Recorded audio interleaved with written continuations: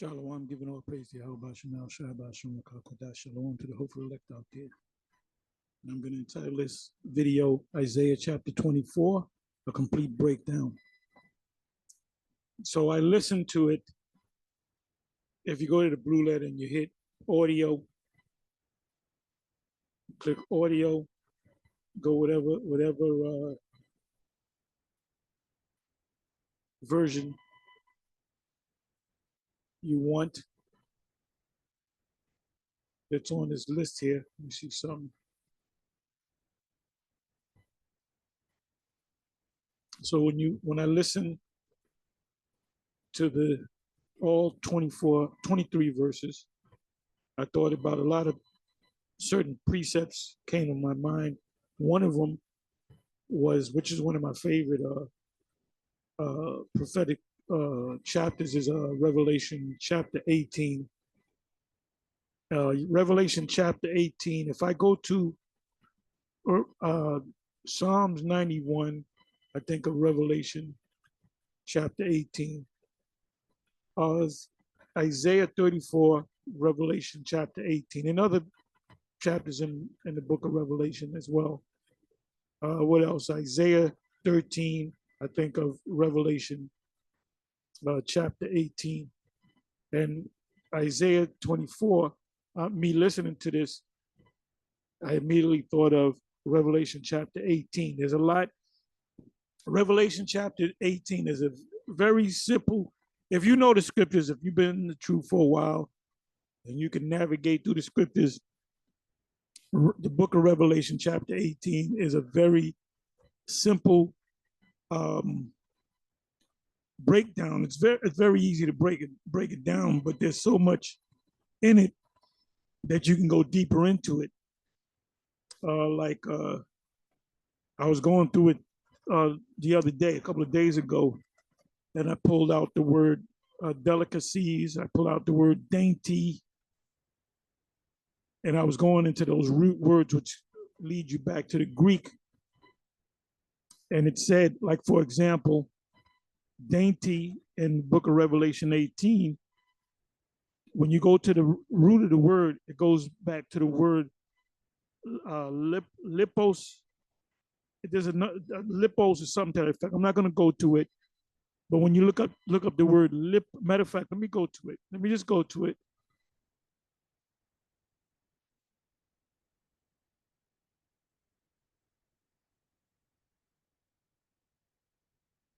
Revelation.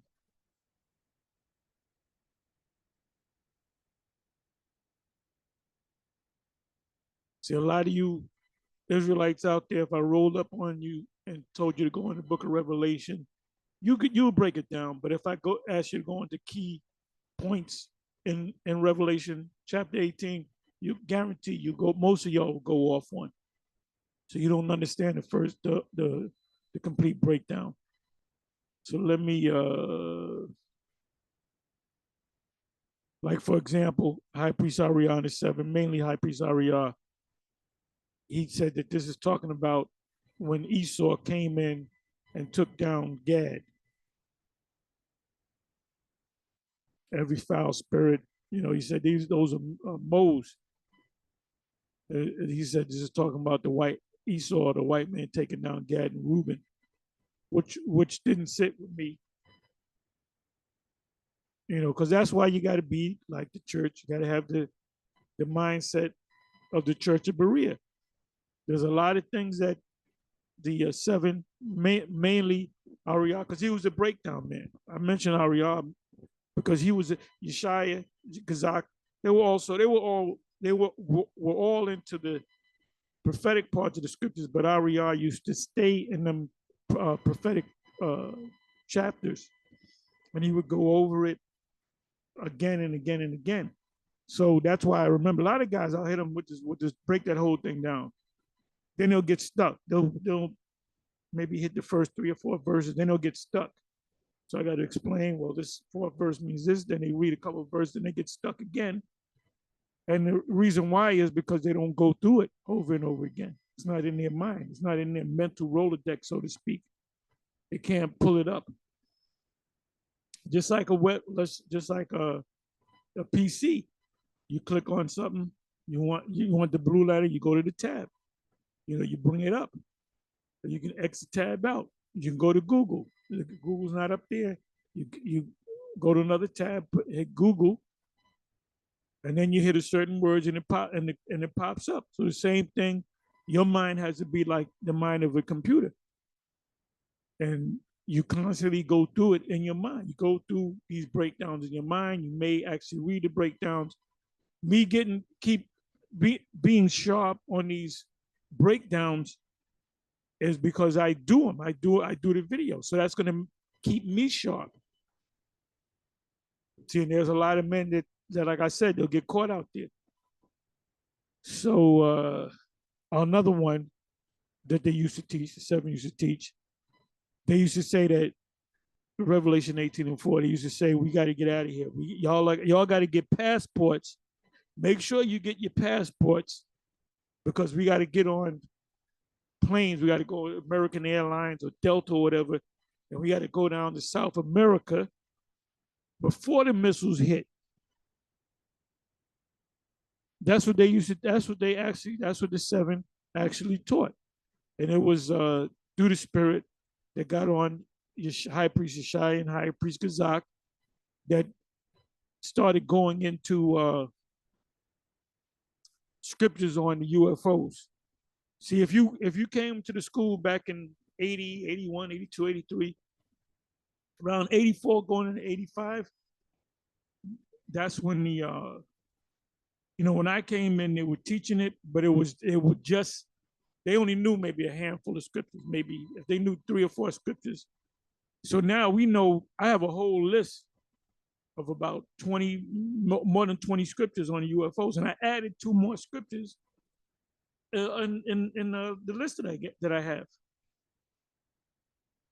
So, you evolve in this thing. You don't just you don't stay stagnant. A lot of these other One West groups, you know what they do? They teach what they were taught, and they're stagnant. They teach exactly what they were taught. They teach the way it was taught. So they're regurgitators. I use that. I like that word, regurgitate. Got a lot of regurgitators out there. But so when us in GMS, we come up with something and say, well, that doesn't mean that means this. They'll go to, well, wait a minute, the seven taught it that way. Yeah, but we looked at it. We had the mind of Berea, the Bereans. We have a Berean mindset or mind state, which makes us go and search things. And we go into the Hebrew. We used to go to libraries to really study. We didn't have y'all got it easy. Y'all could just Google something and it pops up. Y'all got the blue letter. Spirit jump on me to introduce the blue letter to the rest of y'all. And all these camps use the blue letter. All of them use the blue. I think even I don't know. I'm not sure, but even vocab and then Christians use the blue letter, if I'm not mistaken. So we have evolved. So in using the blue letter, I found out through going through the Hebrew, the Ben Yehudi Hebrew English Hebrew dictionary and other books, Strong Concordance, and other books dealing with the Hebrews. And I used to teach the Hebrew. And when you go into the blue letter, you click on the word. Well, that's the word meaning this. But at certain times, about 5%, I would say, maybe 10% of the definitions in the blue letter, they go off. But I know when they go off. See, a lot of you don't know when they go off. You say, well, wait a minute, Tahar. I read in the blue letter. Yeah, but the blue letter went off. Well, how do you know that? Because I used to study. I went into the concordance. I went into the Ben Yehudi dictionary. I study. I goes into things. I goes into things. All right. So when the grape doctrine came up, all these guys, all they had to do was go to the Hebrew. All they had to do is say, okay, GMS, the members of the GMS, starting from Tahar on down, they all in agreement that there's a thing called a grape. Grape is lawful to do. In other words, if you grape And they always go to the one, she's married or betrothed or engaged, then you put it there. See, that's what happens when you rape a woman. Yeah, but then they choose not to read down from the 25th verse, 26, 27, 28. What is 20? I think it's 28 verse. Some words come out, two words come out that describe grape. So instead of them saying, okay, you know what, let me go to the Hebrew and they don't want to do that. They turn into Christians. They turn into Christians, man. And to this day, they still go by it. Like I said recently, Priest Daniela was on the show with this guy Sarnetta, and Sarnetta had to show him that he was going off. And Sarnetta's not even an Israelite. He's an Israelite, but he doesn't go around saying I'm an Israelite. I keep the Sabbath. He's like a comedic guy that kind of knows about Israel. And every time these guys have discussions, they always got to bring up the Israelite thing, and they always got to bring up they always scrutinize the Bible. If you're doing that much, if you're scrutinizing on that level, that means in the back of your mind, something's saying there's something about this book. It keeps leading you back to the book. When do these niggas ever go into actually read the 42 negative confessions or whatever, or the Book of the Dead? They don't read out of that. They don't teach that. They argue. They just argue about points. So anyway, please forgive me. Please forgive me for rambling. But speak of my mind. Like I said, a Revelation 18 guaranteed. I go to some of these other, I'm not saying all of them, but a lot of these guys in the camps, they will go off on certain verses here and there. So let me go to the 4th verse, Revelation 18:4. And I heard another voice from heaven saying, come out of her, my people, that ye be not partakers of her sins, and that ye receive not of her plagues. Y'all better make sure you'll get a passport and get some money, have some money in the bank. So when we give the order to hop on planes, we're gonna hop on Delta Airline, and then we're gonna go down to South America. Yeah, like the people down there are just gonna welcome you. There's gonna be hundreds of thousands of Israelites down there, and they're just gonna welcome us with open arms. This is talking about the angel, which is in Revelation 11, saying, come up hither.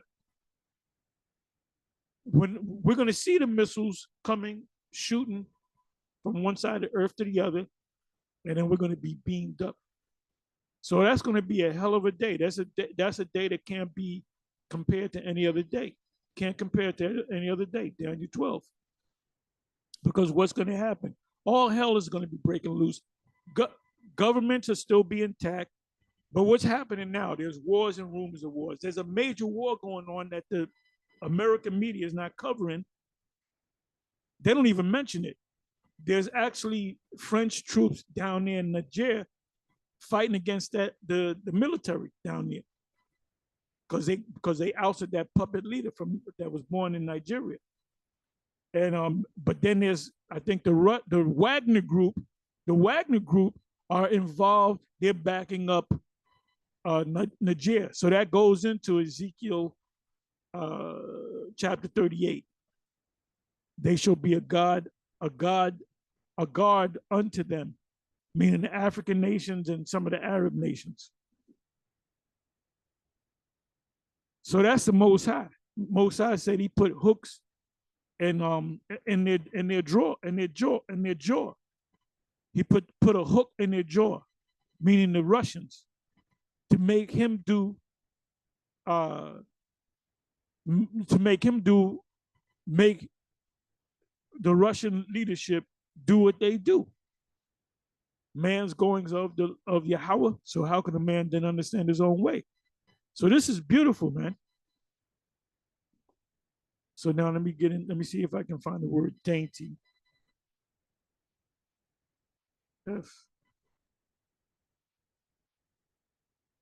Dainty. See, deep fried foods was a delicacy of the super rich. white bread was a delicacy of the super rich because the process of white bread is more involved than just making regular wheat bread, right? And also white sugar, cane sugar, that was something that the rich had that the poor wanted. So now anybody can get sugar. And why is that? Because of the labor of Jake being in slavery, chopping down those. That's why we had hundreds and thousands. You can even say millions of Jakes that were, forced into slavery, so they can chop down those um, the sugar cane, and then it can process the white sugar, because people got rich over that. Because everybody, oh, we get to eat like the rich people. We get to eat fried foods, and we like the king food in the book of Daniel. I believe it's Daniel 1, the king food. So Daniel showed him that you got to eat plant-based foods. Daniel spoke about, he knew about the plant-based foods. The word there is post, and I believe it's Daniel 1. It is Daniel 1. It's in Daniel 1. I believe it's Daniel 1 and 11. And he had a test, an experiment, and show you the difference between somebody that ate the king food and it was 10 people that ate the king food and 10 that ate the post. And it said after 10 days, I forget the exact, I'm mixing up the numbers, but I believe it was 10 days or so. Matter of fact, I'm sorry. I'm very, very sorry. I got to go to it. Let me go to that. There's lessons within lessons. Daniel 1.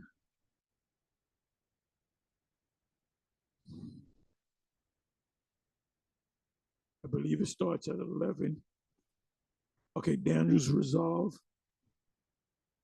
But Daniel purposed in himself, purposed in himself, in his heart, I'm sorry, that he would not defile himself with the portion of the king's meat. There's a lot of carbs, loading up on carbs, nor with the wine which he drank. Therefore, he requested of the prince of the eunuchs that he might not defile himself. And we all defile. The stuff that we're eating is to defile among the Gentiles. It says, now the Most High have brought Daniel into favor and tender love with the prince of the eunuchs. The prince, and then the eunuchs is a whole nother story. They had guys that watch over women, and they would chop their penises off so they won't get it in with the woman.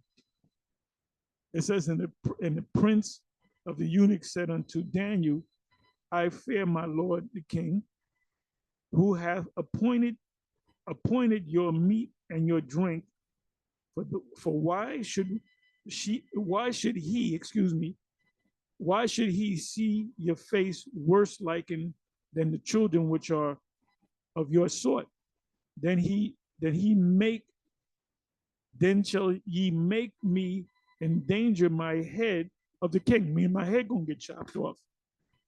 Then Daniel said to Melzar, whom the prince of the eunuchs had set over Daniel, Hananiah, Mishael, and Azariah, which is Shadrach, Meshach, and Abednego. That was their Babylonian name. Just like we got our slave white, government names. Prove the servants, I beseech thee 10 days, and let them give us pulse to eat and water to drink. You want to lose weight, you exercise program and go on the Daniel 1 diet. The Daniel 1 diet. I should do a commercial. Yes, you can learn about the Daniel 1 diet. The Daniel diet. Let me look up the word post.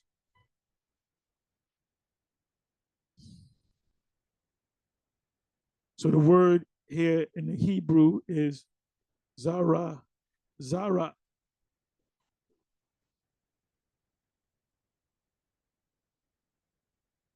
That should be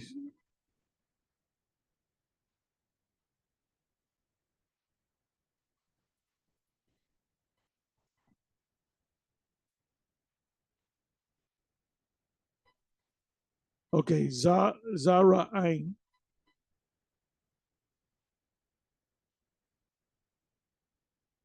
Because that's a final nah.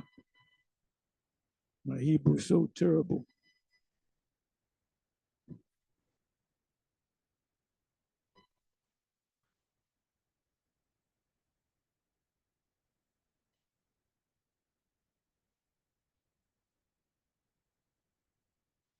Okay, the word there is vegetables. Plant-based. Plant-based. He gave him a plant-based. What do dogs do when they get sick?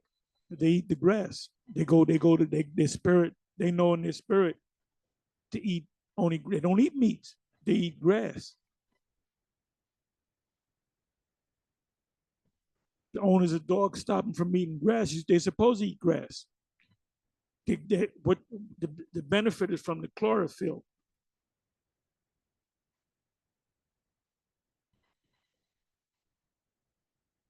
So as you read down, matter of fact, I'm sorry, let me go here.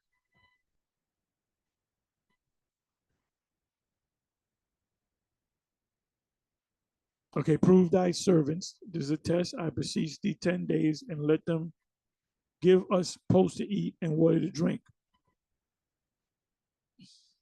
Then let our continents be looked upon before thee, and the continents of the children that ate of the portion of the king's meat.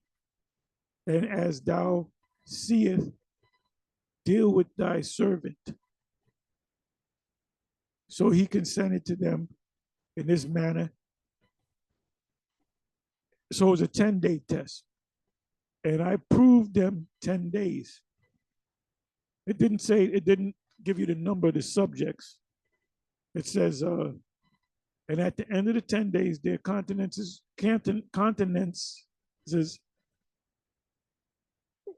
appeared fairer and fatter in flesh than all the children which did eat the portion of the king's meat. So they were healthier.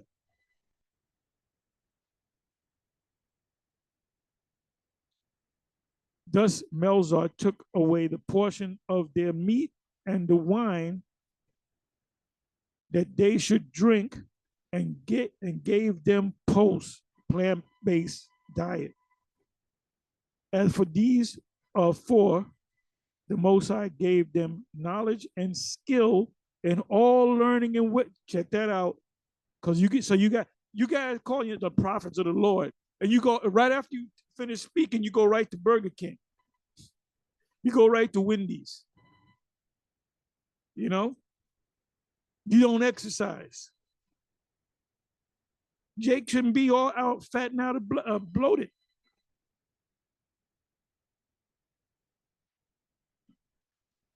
It said the Most High gave them knowledge and skill in all learning and wisdom.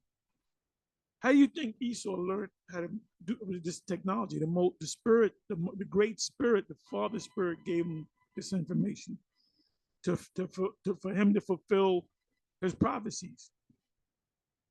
And Daniel had understanding in all visions and dreams. That's why the king had to kiss his ass. So I got to keep this man around. He can break things down that my wise man couldn't break down. Anyway, let's get back into it. There's lessons within lessons. So let's deal with the word dainty, right? So this is the closing credits of the beast system being destroyed. And the place that's going to be on fire is the U.S. 14 verse, Revelation 18 verse 14. And the fruits that thy soul lusted after are departed from thee, and all things which were dainty and goodly are departed from thee, and thou shalt find them no more at all.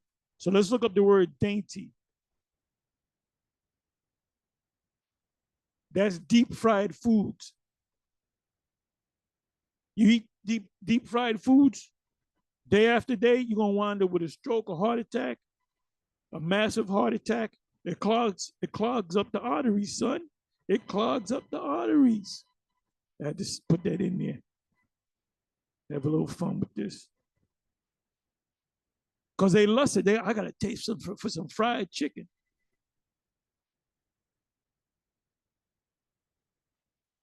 Which they also call a comfort food. So dainty. Let's look up the word dainty. Laparos. You get too fat. You can't, you can't go on a diet. You don't got the discipline to exercise. So you get liposuction, whatever you call it. Lipotherapy, where they actually, lipo actually means fat. You're sucking out the fat. And then people that do it, I know people that did it, and then a year later they fat again because they haven't changed their life. You got to get your mind right. Laparos, lip aros. Let's listen to it. Strong's G 3045. Liparas. Liparas. Liparas. So the word lip or lipo means fat or grease. From lipos, grease. You eat greasy food, your body becomes greasy, meaning fat. That's fat. When you're gonna cook some, you put oil in there, which is a fat. Olive oil is real olive oil is a good fat.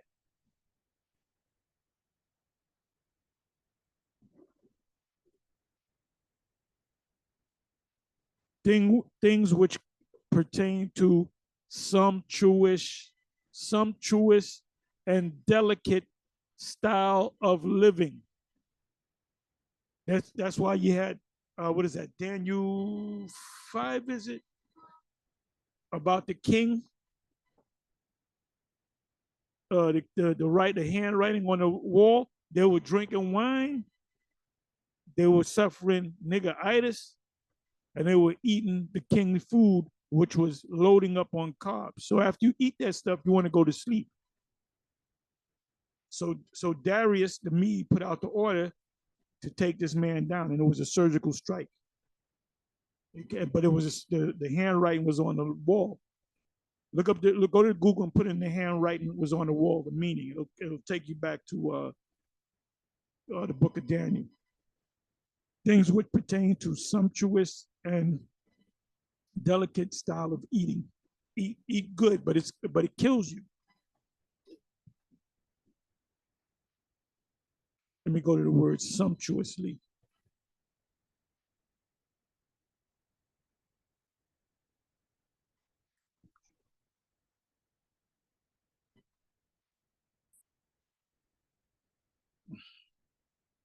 Luke 16 should come up. Luke 16. There was a certain rich man that represents Esau today in the power seat, which was clothed in purple. Wait a minute. He could be talking about somebody else we know. Sounds like somebody we know. A certain rich man, which was clothed in purple and fine linen, calling people bums, and fed sumptuously every day. I bet you he's faring sumptuously every day. Sumptuously. Let's look up the word sumptuously.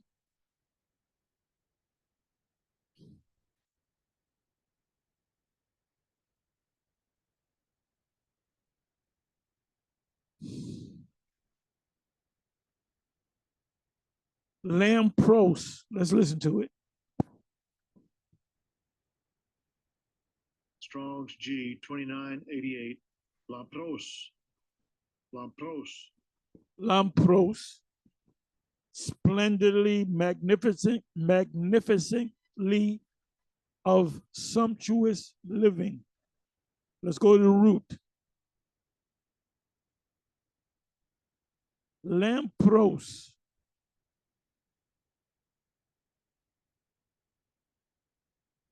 Shining, brilliant. When Jake come into money, Jake in the hip hop community, boxers that become world champions. Look at Floyd. He always wear thick gold piece. What is that to signify? That I'm doing good. Jake get that super, and that's in the scriptures. They said the king had a thick chain around his neck. That proved that with Jake. They want to show you I'm shining. I'm blinging. That's an old term. Shining, brilliant, clear, transparent, splendid, magnificent. What do Jake do? Like going back to Floyd, he shows his collection of cars, right? He'll have a garage with about 20 cars in. He got another garage with about another 30 cars, all top of the line, Maybachs and Rolls Royces and BM, top of the line stuff, which is a waste of money because he doesn't drive those cars. If I was a advisor to him, I'll show him how to make money, which he don't need the money. The faster he make that money, the faster he spend it.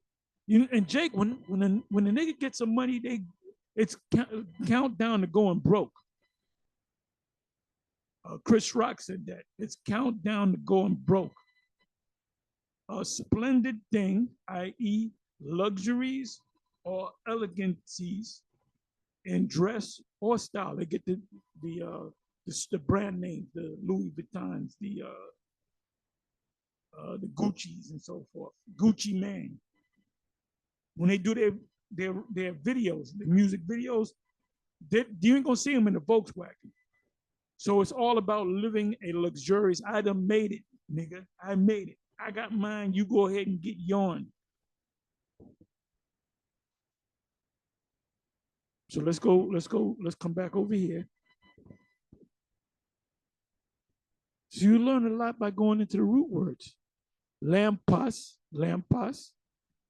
a torch, a lamp, the flame of which is fed with oil, which is fat.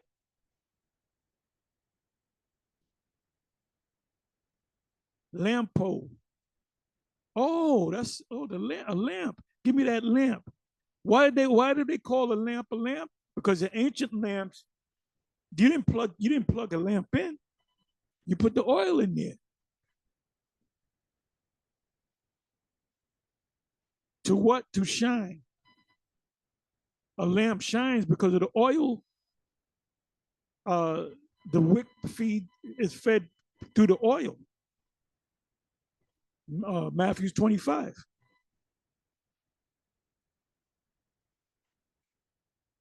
The oil is the knowledge. Anyway, let me go into Isaiah 24. It says, behold, the Lord Yahweh maketh the earth empty and maketh it waste and turneth it upside down and scattereth abroad the inhabitants thereof.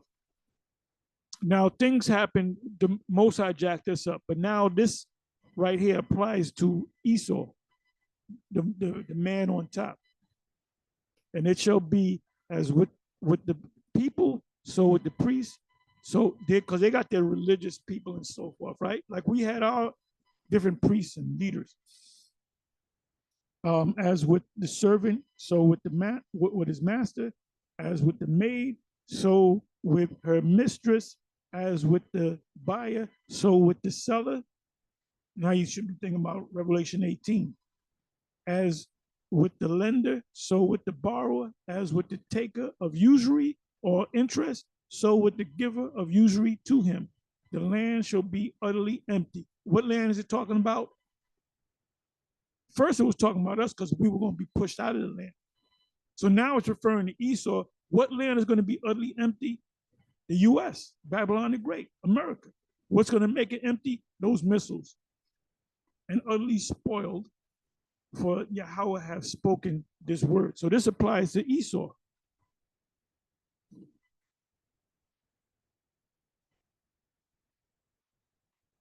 The earth mourneth and fadeth away, a certain part of the earth, the whole land in Isaiah 13.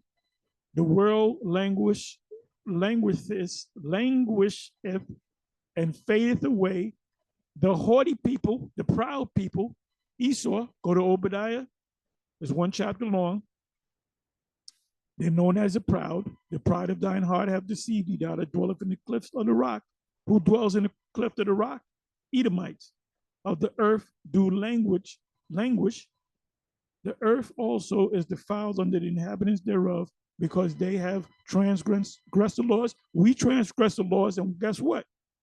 The Most High put all these curses on us. So Esau said, when he came to America, he said, well, we are Bible-believing people. And that came from Europe.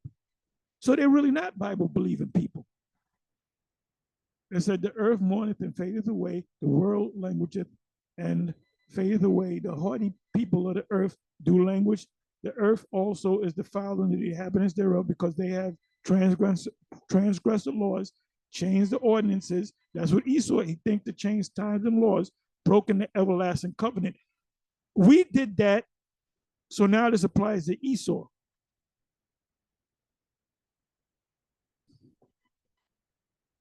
Therefore have the curse devoured the earth. What part of the earth? Over here, the West, America, the U.S. They that dwell therein are desolate. This is going to become the biggest desert on the planet. Therefore, the inhabitants of the earth are burnt by what? The missiles and the lasers from the ships, and few men left. There's not going to be one man left on this soil. The new wine mourneth, and the vine languages, all the merry-hearted do sigh. Who's going to be sighing? Them that are far off. The mirth, the happiness of tabrets, the tambourines, the musical instruments ceases. That's also in Revelation chapter 18. The noise of them that rejoice endeth, no more rejoicing. The joy of the harp ceases. What's the modern day harp? The guitar, the bass guitar.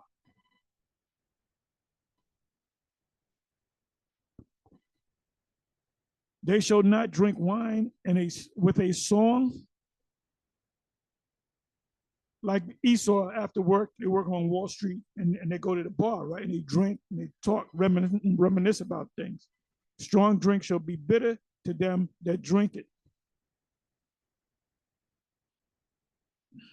The city of confusion. So the word Babylon, when you go to the word Babylon, Babel, it means confusion. Now this word confusion is not going to be Babel, is going to be a different word. But the word Babel means confusion. Babylon means confusion. The city of confusion is broken down. We know what that's talking about. Every house is shut up that no man may come in. They're not going to have investigators assess the damage of Babylon. No man's going to be, this is going to be known as the Forbidden Zone in the original Planet of the Apes movie. They said there is a crying for wine in the streets. What does it mean by wine? It's answers. Wine also represents wisdom, knowledge, understanding, knowing. So they're looking for answers. This place is done. America's fucking done, man. All joy is darkened, and the mirth of the land is gone. In the city, what city? The city of confusion is left desolation after the missiles drop, and the gate, their what do you call that? Their defense systems are going to be breached. You can't use a radar to know when a hypersonic missile is coming. And I believe Iran, they have their first load of whatever the word is, of hypersonic missiles. I was reading that. I believe it's Iran. So they're going to have missiles. You can't detect a hypersonic missile by radar. So you don't know what's coming. And the gate, the defense system, smitten with destruction.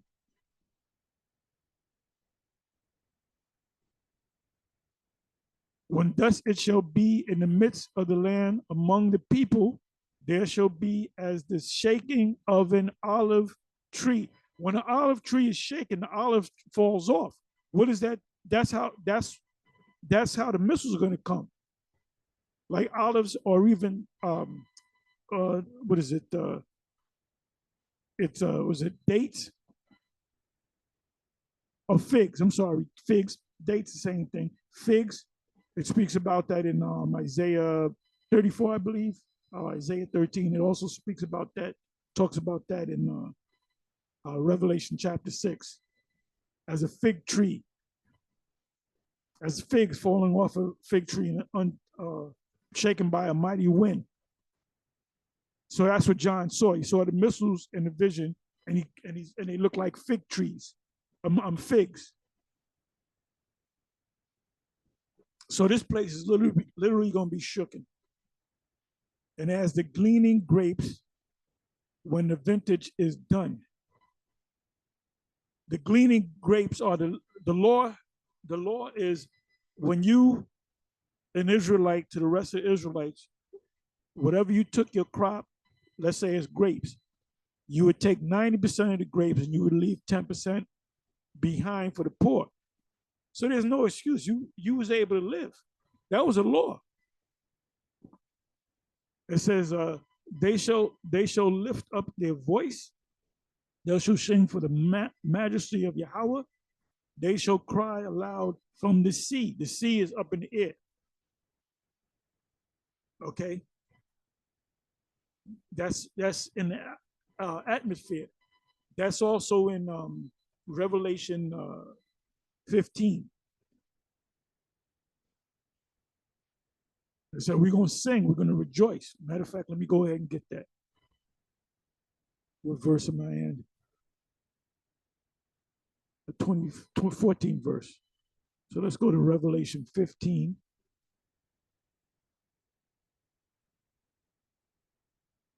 Let's see what that says. Maybe Revelation 6, and positive Revelation 15. And I saw another sign in heaven. So what John is seeing is the same thing that Isaiah saw when he scribed it in the 24th chapter of Isaiah. Great and marvelous 7 angels having the 7 last plagues, for in them is filled up the wrath of the Most High. And I saw, as it were, a sea of glass. We're going to be on top looking down, only with thine eyes, mingle with fire, the fire from the missiles. And so the Most High is going to allow us to see it from bird's eye view. And them that had gotten the victory over the beast and over his image and over his charagma. The ones that didn't take it, they're going to be delivered. If you get your head chopped off, guess what? You're still going to be resurrected from the graves. It says, and over the number of his name, stand on the sea of glass. We're going to be up in it. Only with thine eyes shall thou behold the reward of the wicked, having the what? The harps of God. What you think we're going to be doing? We're going to be singing a song. It says in the 3rd verse, and they sing the song of Moses. Now, people say the song of Moses is, what is that? Exodus 15? It's actually Deuteronomy 32, if I'm not mistaken. It's actually Deuteronomy 32. Because Deuteronomy 32, if I'm not mistaken, is actually a song. You're singing that. So it's a psalm. So let's come on back. So this goes hand in hand with Revelation chapter 15, the first 3 verses, 4 verses. 15 verse, wherefore glory Yahweh in the fires. What fires is it talking about? We're going to be looking down, seeing this place on fire, knowing that this is Babylon, and we're going to be praising Yahweh by Shem Yahushai, by Shem Rakakwadash. That's also in Revelation 18, and you can start from the 20th verse. It speaks about the prophets and the apostles rejoicing. So there's one dumbass pastor said, there's no more prophets, there's no more apostles.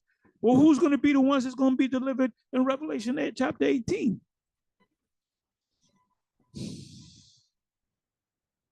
It says, wherefore glorify ye Yahweh in the fires, even the name of Yahweh, because we know the name. The name is Yahweh, the Most High of Yasha Allah, in the isles of the sea. Because we're going to come back down. We're going to take the world like the movie V, the series V. We're going to come down like V, but we're not going to be defeated. From the uttermost part of the earth have we heard songs, because we're on the othermost part of the earth. We're supposed to be in the east, we're all the way on the west. Speaks about that in Baruch. It said, even glory to the righteous, but I said, my leanest, woe unto me, the treacherous dealers have dealt treacherously, yea, the treacherous dealers have dealt very treacherously. Who's the treacherous dealers? This devil. This devil in a nutshell. I covered all of them. From the politicians to Joe Edomite. 17 verse, fear and the pit and the snare are upon thee, O inhabitants of the earth. I want to click on this. I want to see what the word pit, what root word it goes into.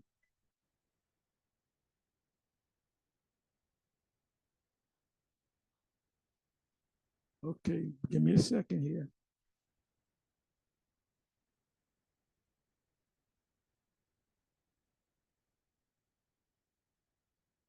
Okay, the word is pakath. Okay, pit, hole.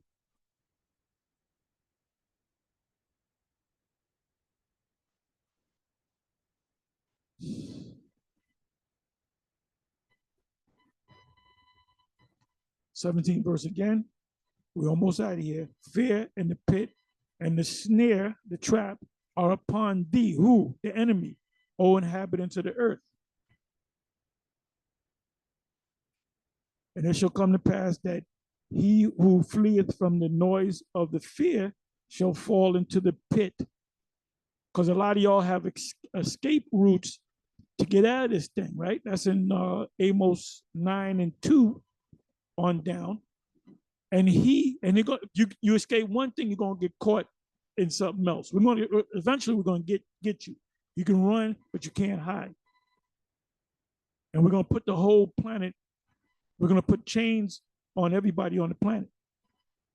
And he that cometh up out of the midst of the pit shall be taken in the snare. Now the pit represents your fallout shelters as well. So when you come out to civilization, we're gonna be meeting your ass. For the windows from on high are open. That's Joel 2. The windows from on high, from outer space. The ICBM missiles, the way they work is they go outside the atmosphere and they come back down in an arc fashion to a different continent, ICBM, intercontinental ballistic missiles. And the Zechariah 14:12. And the foundation of the earth do shake because of the missiles pelting the earth. The earth is utterly broken down. The earth is clean dissolved. It's talking about this part of the earth, the whole land. Isaiah 13, it's talking about the U.S. The earth is moved exceedingly. And it is going to shake. There's going to be earthquakes all over the place. There's going to be damage throughout the whole planet. Some places are going to get hit harder than others. But the U.S. is going to be utterly destroyed, and the land of Israel, but it's going to be built back up.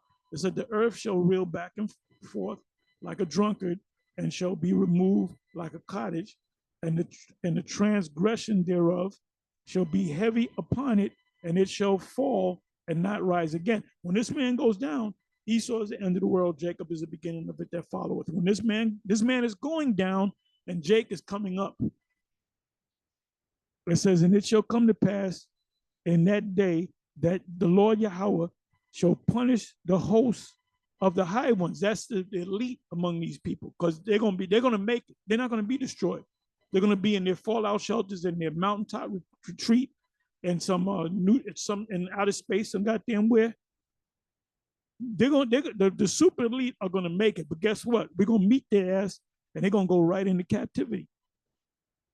The 1 minute they're going to be super rich, the next 1 minute they're going to be slaves. It says that the Lord Yahweh shall punish the hosts of the high ones that are on high, and the kings of the earth upon the earth. That's your politicians, your president, any of them that made it. They're going in right. If Trump is still around and he escapes, we're gonna shackle. He's gonna be talking shit. He's gonna get kicked. He's gonna get beat the fuck up, and he's gonna be shackled up. And then he's gonna come to the conclusion in his mind that we can't do nothing about it. And we're gonna explain to them that you're gonna be slaves for a very, very long time. And they shall, 22nd verse, I'm almost out here, and they shall be gathered together as prisoners are gathered in the pit, and shall be shut up in the prison. We're going to put them in our prison. And after many days shall they be visited, because we're going to give them work assignments. Then the moon shall be confounded and the sun ashamed, and the Lord of hosts shall reign in Mount Zion. Mount Zion is a people before it's a place. In Jerusalem, Jerusalem is a people before it's a place, and before his ancient gloriously. Anyway, with that, I'm going to say shalom.